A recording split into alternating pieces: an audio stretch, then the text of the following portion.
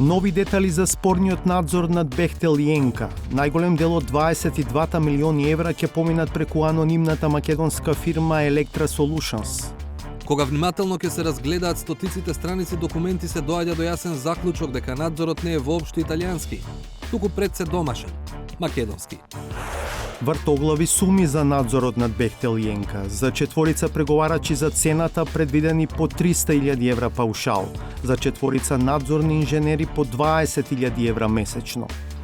Американскиот глобален координатор за антикорупција го прашавме за случајот со Бехтел и Енка. Is this not I would say, a danger for the US efforts that can undermine its efforts to tackle corruption in North Macedonia? If there are corruption allegations, then they need to be investigated.